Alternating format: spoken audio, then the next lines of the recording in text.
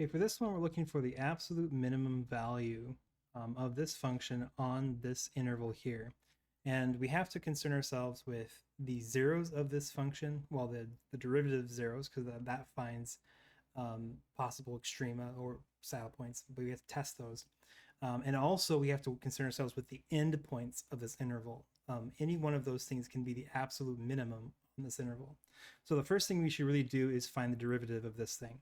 So g prime of x is going to be, let's see, 6x squared minus, bring the 2 down, you get minus 7x, and then minus 3. And when this thing equals 0, is going to be where our extrema are, the possible maxes or minimums.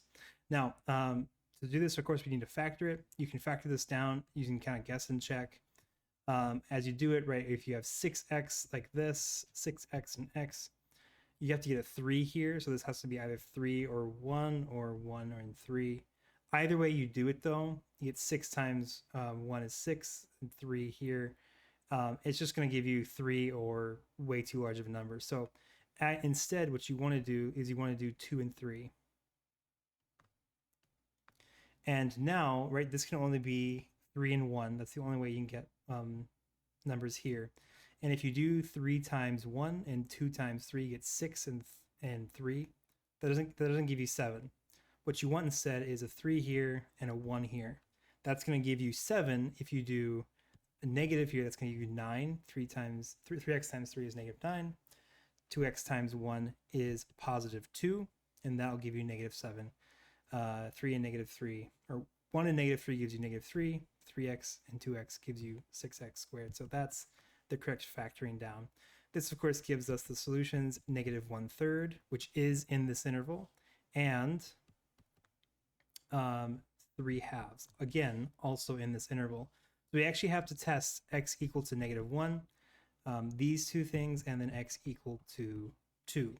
Now, of course, all we really have to do here is plug them into this function and find which one gives you the smallest value. You are allowed to use a calculator at this point, so I'm just going to go ahead and use that, and I'm going to use Desmos specifically because I think it's easy to see, and I just wanted to graph it to show you what we're looking at. The interval is negative 1 to 2, so we know that it's going to be this point is the lowest point, and that's what happens at 1.5, or that 0 that we had found from the derivative. But really all we need to do is test these 4 points. So just plug them into the function. It was negative 1. It was negative, let's go back and see, negative 1/3, 3/2, and 2, so negative 1/3. Okay, that gives us a positive value, so we don't know that that can't be it. It was 3/2.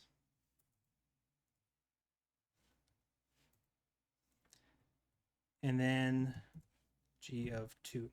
Of course, the one that gives us the smallest value is g of 3/2. So that was going to give us the absolute minimum on this interval. And that's going to be